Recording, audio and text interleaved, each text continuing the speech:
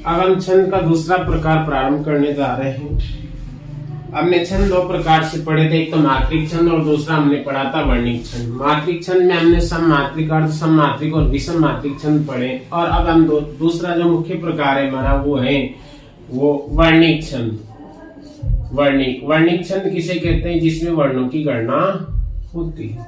दूसरा हमारा कौन सा है? वर्णिक छंद, जिसमें वर्णों की गणना की जाती है।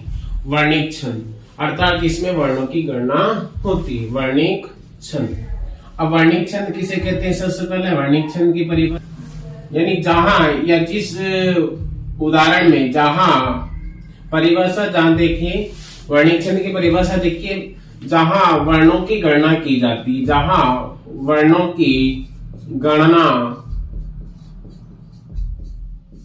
की जाती है, जहां वर्णों की गणना की जाती है, वहां वर्णिक छंद होता है। यानी जहां वर्णों की गणना की जाती है उसे क्या कहते हैं हम?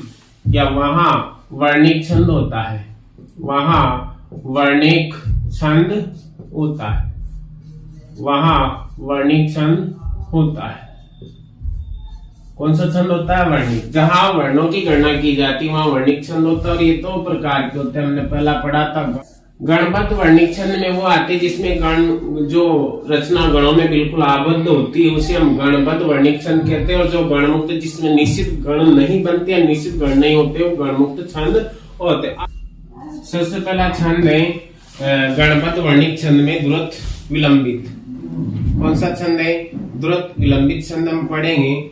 और इसके प्रत्येक चरण में 12 वर्ण होते हैं। कितने होते हैं? 12 वर्ण होते हैं। गणबद्ध वर्णिक छंद में सबसे पहले हम पढ़ेंगे द्रुत विलंबित छंद। और द्रुत विलंबित छंद क्या है? यह वर्णिक छंद है। यह क्या है? सबसे पहली विशेषता क्या हो जाएगी? यह वर्णिक छंद है। सबसे पहली विशेषता क्या? यह वर्णिक छंद है। कौन सा छंद है? यह वर्णिक छंद है। दूसरी विशेषता है यह वर्णिक छंद और इसके प्रत्येक चरण में 12 वर्ण होते हैं। यह वर्णिक छंद है और इसके प्रत्येक चरण में, इसके प्रत्येक चरण में,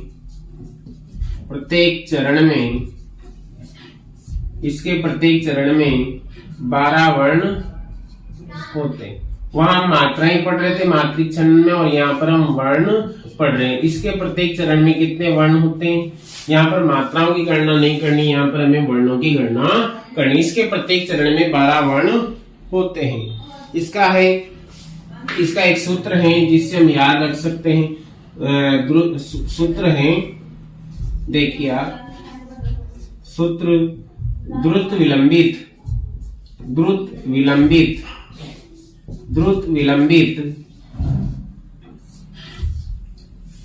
नभा भरा। ये इसका सूत्र है, द्रुत विलंबित नभा भरा। द्रुत विलंबित नभा भरा या द्रुत विलंबित नभो भरा, ये इसका सूत्र है। अर्थात इससे हम गणबद्ध या गणों को याद रख सकते हैं। देखिए इसकी व्याख्या करते हैं सूत्र की। तो द्रुत विलंबित में क्या होता है? सबसे पहले तो नगण होता है। नगण होता है, क्या होता है? नगण। न से नगण होता है। फिर उसके बाद में भा है, तो भा से क्या होगा? भगण, क्योंकि ये गणबद्ध छंद है। दूसरा होगा भगण, फिर क्या होगा? भगण, ये कर्म से होंगे, भगण। और उसके बाद में क्या होगा? रगण। उसके बाद में क्या होगा? रगण। अगर मात्राएं देखें हम तो नगण की क्या होती है? लघु लघु। क्या हो जाएगी मात्राएं? अगर इसकी मात्राओं की गणना करेंगे हम तो मात्राएं क्या होगी? नगण। नगण की क्या होगी? लघु लघु लघु, ऐसी होगी। भगण की भानस, है ना? भानस होगा तो भानस गुरु लघु, है ना? फिर भानस है तो गुरु लघु लघु। फिर रगण है तो राजभा, क्या है? राजभा, यानी गुरु लघु और गुरु, ऐसी इसकी मात्राएं होगी। किसकी? द्रुत विलंबित छंद की ऐसी मात्राएं होगी। पर यहाँ पर हमें मात्राओं की गणना न करके क्या करना है? वर्णों की गणना करनी। किसकी गणना करनी? वर्णों की गणना करनी। तो कर्म से क्या है? द्रुत विलंबी छंद में कर्म से होंगे ये, कर्म से क्या होंगे? नगण, भगण, भगण और रगण। देखिए आप, ये चार हो गए। एक गण किसे कहते हैं? 3 वर्णों के समूह को गण कहते हैं। तो यहाँ पर 4 हो गए, तो 4 × 12 कितने वर्ण होते हैं? द्रुत विलंबित में कितने वर्ण होते हैं? 12 वर्ण होते हैं। अब इसका उदाहरण जो तुम्हें भूषार्थ हो, सुलभ कौन तुम्हें न पदार्थ हो, प्रगति के पथ में विचरो उठो, भुवन में सुख शांति भरो उठो। तो द्रुत विलंबित छंद का होता है? एक वर्णिक छंद है। इसके प्रत्येक चरण में 12 वर्ण होते हैं। द्रुत विलंबित नभा भरा इसका सूत्र है। इसमें क्रम से क्या होते हैं? नगण, भगण, भगण और रगण होता है। इसमें क्रम से नगण, भगण, भगण और रगण होता है ना। ये इसकी मात्राएं होती है। अब देखिए मात्राओं का निर्धारण करते हैं, है ना। गणों का निर्धारण करते हैं। तो लघु, लघु, लघु, गुरु, लघु, लघु, गुरु, है ना। लघु, गुरु,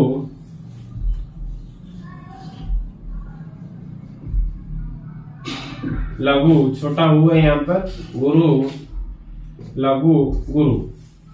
देखिए लघु, लघु, लघु, गुरु, लघु, गुरु, गुरु, लघु, लघु, गुरु, लघु,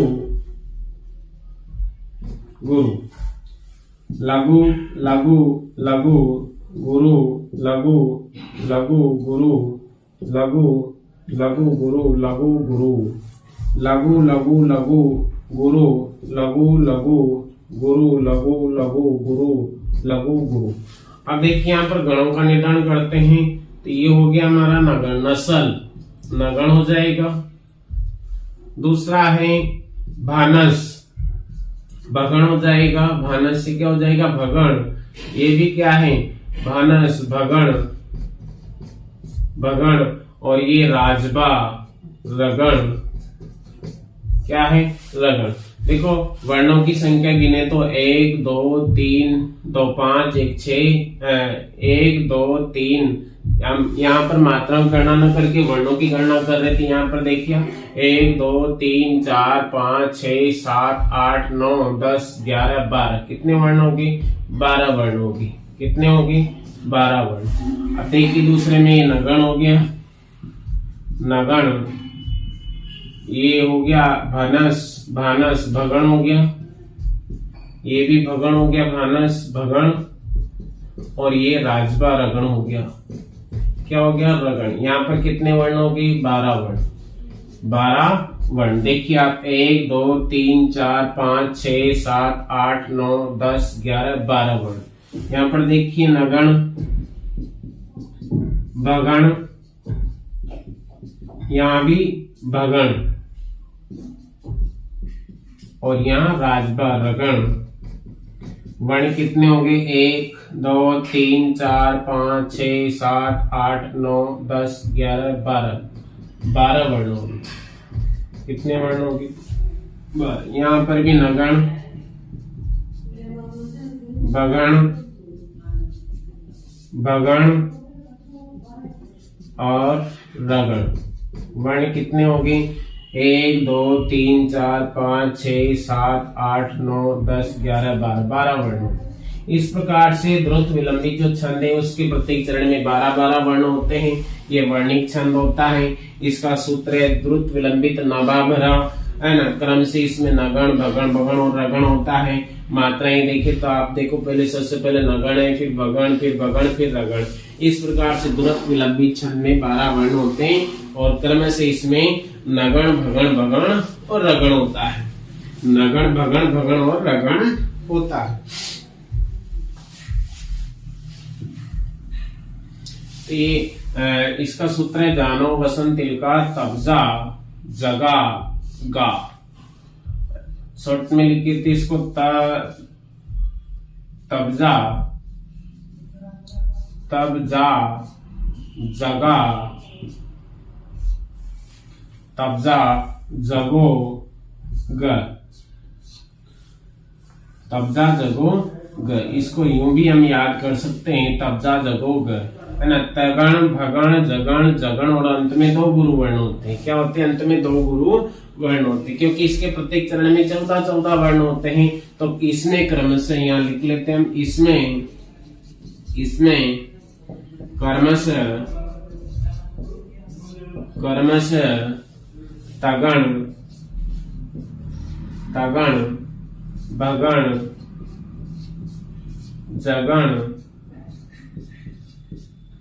जगण और 2 गुरु वर्ण होते हैं। 2 गुरु वर्ण होते हैं। 2 गुरु वर्ण होते हैं।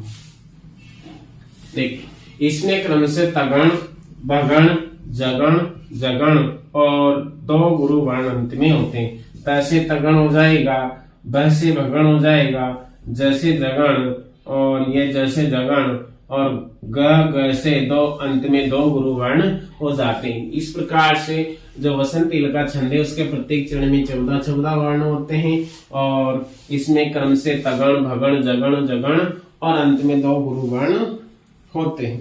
वसंत तिल का छंद ये वर्णिक छंद है। इसके प्रत्येक चरण में 14 मात्राएं होती है। सूत्र होता है जानो वसंत तिल का तब्जा जगोगे, अर्थात इसमें तगण भगण जगण और 2 गुरु वर्ण होते हैं। इस प्रकार से इसकी विशेषताएं हैं। इसमें क्रम से तगण भगण जगण और 2 गुरु वर्ण होते हैं। उदाहरण देखिए, है ना। सबसे पहले तो हम वर्ण गिन लेते हैं। 1 2 3 4 5 1 2 3 4 5 6 7 8 9 10 11 12 13 14 कितने वर्ण हैं? 14 वर्ण हैं। कितने वर्ण हैं? 14। 1 2 3 4 5 6 7 8 9 10 11 12 13 14 इसमें भी कितने हैं? 14 वर्ण हैं। कितने वर्ण हैं? 14। 1 2 3 4 5 6 7 8 9 10 11 12 13 14 इसमें भी 14 वर्ण हैं। 14 वर्ण हैं। 1 2 3 4 5 6 7 8 9 10 11 12 13 14 इसमें भी 14 वर्ण है। इस प्रकार से वसंत तिल का जो छंद है उसके प्रत्येक चरण में 14 वर्ण होते। अब हम गण देख लेते हैं। इसमें क्रम से तगण भगण जगण और तो अंत में 2 गुरु वर्ण होते हैं। मात्राओं का निर्धारण करते हैं। गुरु लघु गुरु लघु गुरु लघु गुरु लघु गुरु लघु गुरु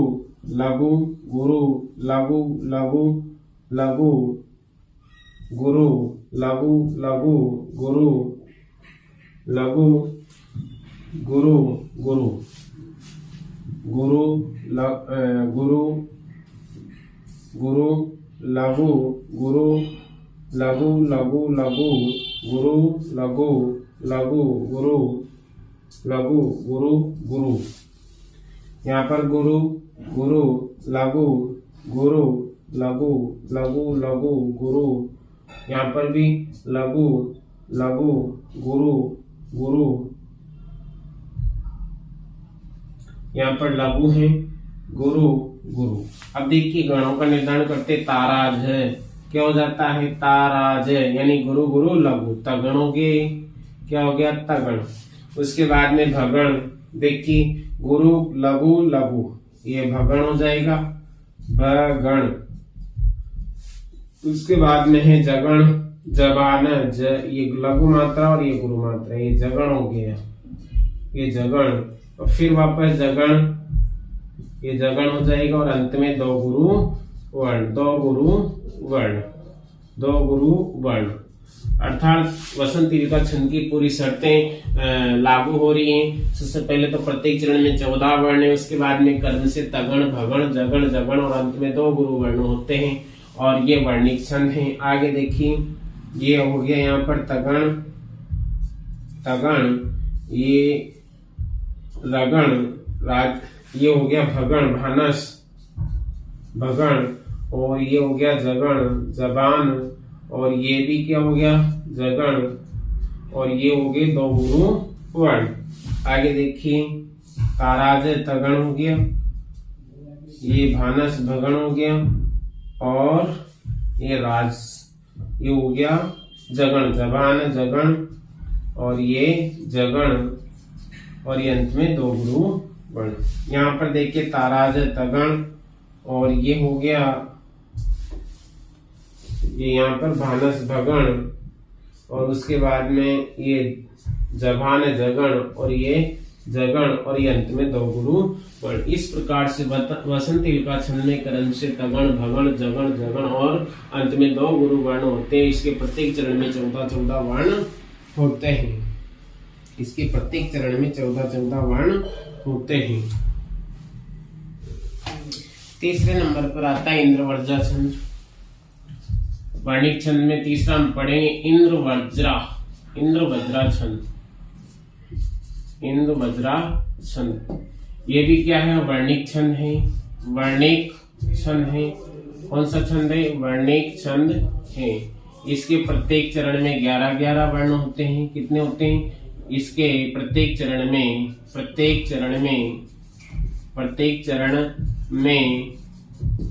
11-11 वर्ण होते हैं। कितने वर्ण होते हैं? 11-11 वर्ण होते हैं। इसके प्रत्येक चरण में 11-11 वर्ण होते हैं। इसके प्रत्येक चरण में 11-11 वर्ण होते हैं। इसका सूत्र है, देखिए आप सूत्र, ता ता ज गा गा प्रिय इंद्रवज्रा, अर्थात ताता जगा ग प्रिय इंद्रवज्रा।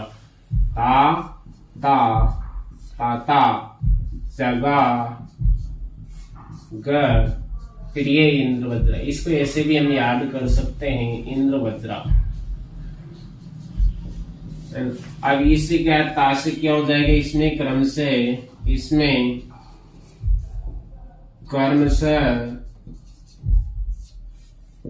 तगण, जगण,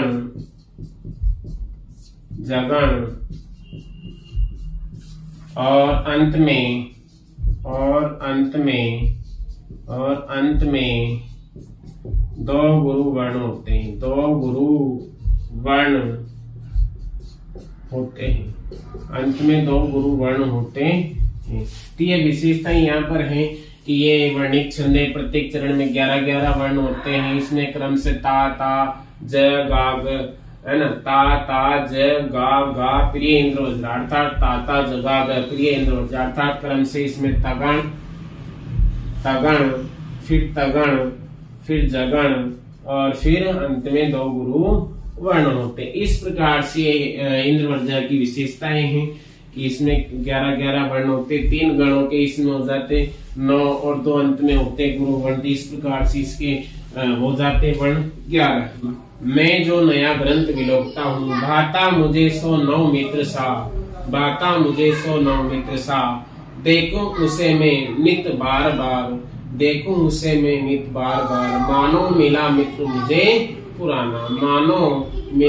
मुझे पुराना। अब इस पर हम सबसे पहले वर्णों की गणना करते हैं कि इसके प्रत्येक चरण में 11-11 वर्ण होते हैं। तो 1 2 3 4 5 6 7 8 9 10 11, कितने वर्ण होंगे? 11 वर्ण होंगे। इसमें देखिए 1 2 3 4 5 6 7 8 9 10 11, इसमें भी 11 वर्ण हैं। कितने वर्ण हैं? 11 वर्ण। तीसरे चरण में देखिए 1 2 3 4 5 6 7 8 9 10 11, इसमें भी 11 वर्ण हैं। कितने वर्ण हैं? 11 वर्ण हैं। आगे देखिए 1 2 3 4 5 6 7 8 9 10 11, इसमें भी 11 वर्ण।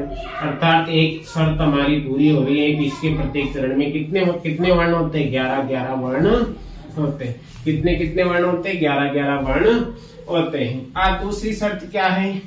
इसका सूत्र हमने पढ़ा है कि इसमें तगण जगण और अंत में 2 गुरु वर्ण होते हैं। यानी क्रम से इसमें तगण जगण और अंत में 2 गुरु वर्ण होते हैं। देखिए मात्राओं का निर्धारण करते हैं।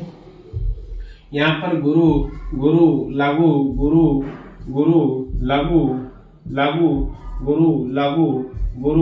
गुरु। अब देखो गण का निर्धारण करते हैं। तो यहाँ पर हो जाएगा ताराज है तगण, क्या हो जाएगा तगण। यहाँ पर भी 2 गुरु और 1 लघु, तगण हो जाएगा, क्या हो जाएगा तगण। और यहाँ पर ज भान जगण, और यहाँ पर अंत में 2 गुरु वर्ण शेष बचे, अर्थात ये शर्त भी हमारी पूरी हो रही है। यहाँ पर गुरु गुरु लघु गुरु गुरु लघु लघु लघु, यहाँ पर लघु, ये गुरु हो जाएगा, ये गुरु हो जाएगा क्योंकि बाद में संयुक्त अक्षर आया है। और ये गुरु गुरु।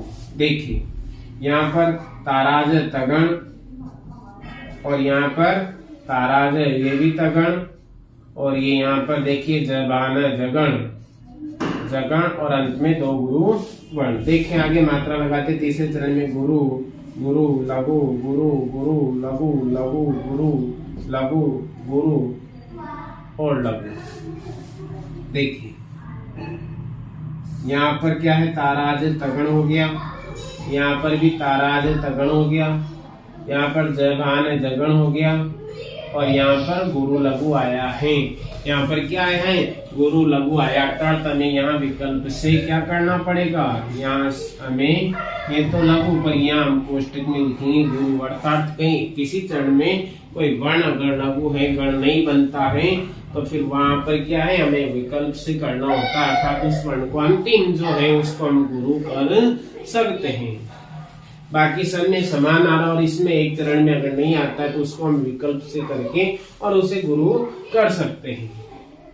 गुरु गुरु लघु गुरु गुरु गुरु लघु लघु गुरु लघु गुरु गुरु। देखिए ताराज तगण हो जाता है, और यहाँ पर भी ताराज तगण हो जाता है, यहाँ पर जभान जगण हो जाता है, और यहाँ पर अंत में 2 गुरु वर्ण बस। इस प्रकार से इंद्र वज्रा जो छंद है, इंद्र वज्रा जो छंद है उसके प्रत्येक चरण में 11-11 वर्ण होते हैं, क्रम से तगण तगण और जगण, और अंत में 2 गुरु वर्ण होते हैं, अंत में 2 गुरु वर्ण होते हैं। प्रत्येक चरण में 11 वर्ण हमने देखे हैं, और क्रम से इसके पूरे गणों को हमने देखा है, तगड़ तगड़ जगड़ और अंत में 2 गुरु वर्ण। तो जहां पर भी ऐसा हो तो वहां पर इंद्र वज्रा छंद होता है, वहां पर इंद्र वज्रा छंद होता। अब इसके उपेंद्र